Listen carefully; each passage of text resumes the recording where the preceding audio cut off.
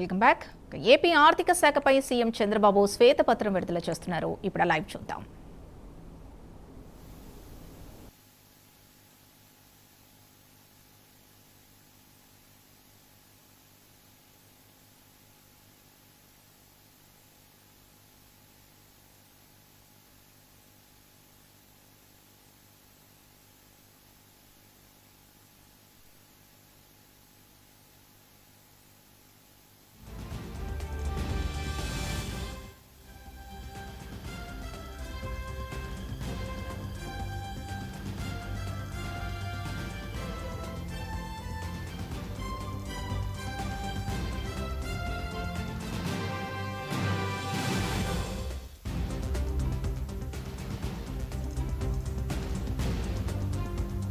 కరెక్టే పెట్టుకో.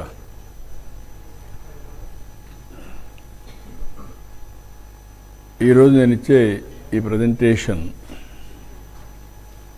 మీ ద్వారా రాష్ట్ర ప్రజలకు తెలియజేసే ఆర్థిక పరిస్థితి ఇది ఒక హిస్టారికల్ ప్రజెంటేషన్. ఒక బాధ్యత తీసుకొని పనిచేసే ప్రభుత్వం యొక్క ప్రజెంటేషన్. ఏదో కావాలని బ్లేమ్ చేయడం కాకుండా రాష్ట్ర ఆర్థిక పరిస్థితే కాకుండా రాష్ట్ర సమగ్ర సమాచారాన్ని ఎప్పటికప్పుడు ప్రజలకు తెలియజేయడం అనేది చాలా ముఖ్యం. ప్రజలు దీంట్లో భాగస్వాములు కావాల్సిన అవసరం ఉంది. ప్రతి ఒక్క కుటుంబం, ప్రతి ఒక్క వ్యక్తి కూడా ఆలోచించాల్సిన అవసరం ఉంది. ఎప్పుడైతే సమర్థవంతంగా ప్రభుత్వాలు పనిచేసి గవర్నెన్స్ బాగుంటే దాని ఫలితాలు ప్రజా జీవితంలో ప్రజలపైన పెద్ద ప్రభావితం చేస్తాయి. అదే కానీ నెగిటివ్ గవర్నెన్స్ ఉంటే నెగిటివ్గా ప్రభావితం చేస్తుంది. ఆ విషయాలు నేను మీకు ఎక్స్ప్లెయిన్ చేయదలుచుకున్నాను. 2024 ఒక మ్యాసివ్ విక్టరీ, ఎవరు ఊహించినటువంటి విజయం. దాని వెనకాన మీరు ఒక్కసారి చూస్తే జరిగిన విధ్వంసం, భయంకరమైనటువంటి పరిస్థితులు, ఎవ్వరు కూడా ఫ్రీగా మాట్లాడలేని పరిస్థితి, ఇంట్లో నుంచి బయట కూడా వచ్చే పరిస్థితులని చాలామంది అయితే సఫర్ అయ్యారు. భయం, ఒక ఫియర్ సైకోతో బతికారు. ఒక సైలెంట్ రెవల్యూషన్, ఒక విప్లవాలు, చాలా విప్లవాలు చూసాం. 1982లో ఫస్ట్ టైం ఎన్టీఆర్ పార్టీ పెట్టినప్పుడు అది ఒక విప్లవం. పార్టీయే లేదు, ప్రజా తిరుగుబాటు. అక్కడి నుంచి మేము గెలిచింది అప్పట్లోనే 202 సీట్లు, 200 గెలిచాం. 94 మళ్ళీ ప్రభుత్వం మీద వ్యతిరేకత, తీవ్రమైన వ్యతిరేకత, మామూలు వ్యతిరేకత కాదు. ఆ రోజు మేము గెలిచింది 26 సీట్లు కాంగ్రెస్ పార్టీకి వచ్చాయి. అపోజిషన్ రాగానే 26 సీట్లే వచ్చాయి. మొన్న వచ్చింది 57% ఓట్లు, 94% స్ట్రైక్ రేట్. ఆల్ ఎలక్షన్స్లో తెలుగుదేశమే ఒక ప్రభంజనం. కానీ మొన్న ఎన్డీఏ విక్టరీ అనేది ఊహించినటువంటి విప్లవం. అలాంటి విప్లవానికి కారణం కూడా మేము ఆ రోజు 7 వైట్ పేపర్స్ పబ్లిసైజ్ చేశాం. ఈరోజు ఆ తర్వాత ఎప్పటికప్పుడు ప్రోగ్రెస్ రిపోర్ట్లు ప్రకటించాలి, ఒక బాధ్యత తీసుకోవాలి, ప్రజలకు ఎప్పటికప్పుడు తెలియజేయాలనే ఉద్దేశంతో ఈరోజు ఈ కార్యక్రమానికి శ్రీకారం చుట్టాం. ఈరోజు నా ప్రజెంటేషన్ మొత్తం ఓవరాల్గా ఫైనాన్స్ మొత్తం మా వాళ్ళు ఒక 6-7 ప్రజెంటేషన్లు ఇప్పటికే ఇచ్చారు, ప్రజలకు చెప్పారు. ఎనర్జీ కానీ, అమరావతి కానీ, ఇరిగేషన్ కానీ అన్ని విషయాలు చెప్పారు.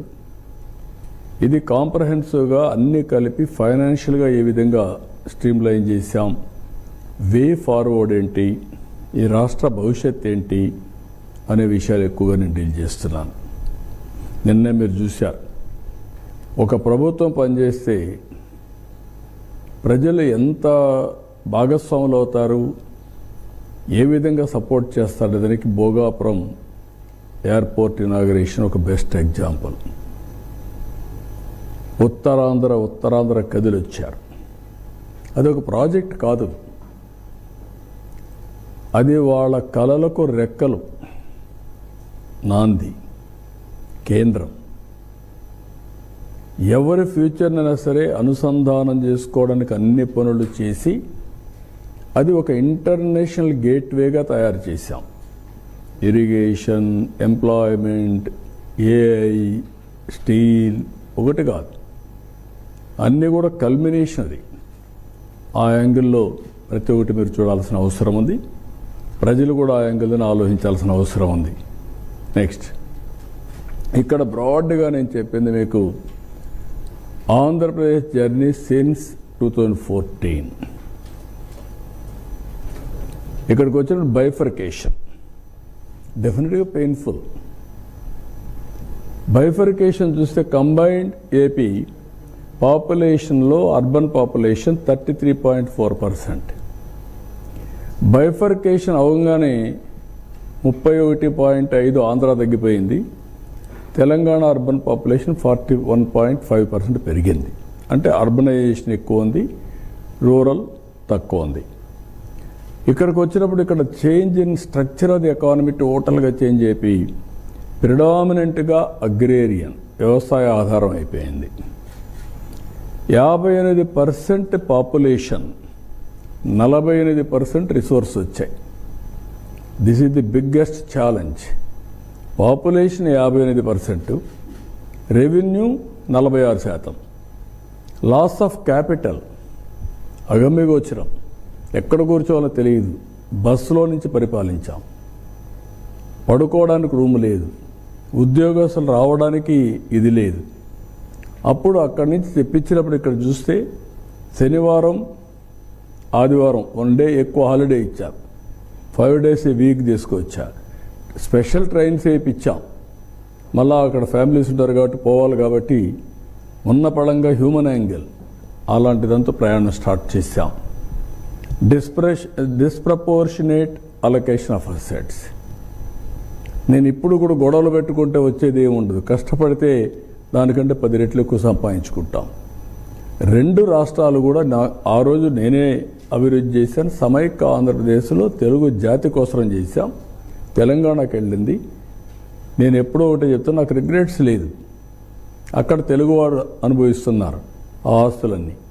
కానీ ఇక్కడికి వచ్చినప్పుడు ఆ లాస్ జరిగింది.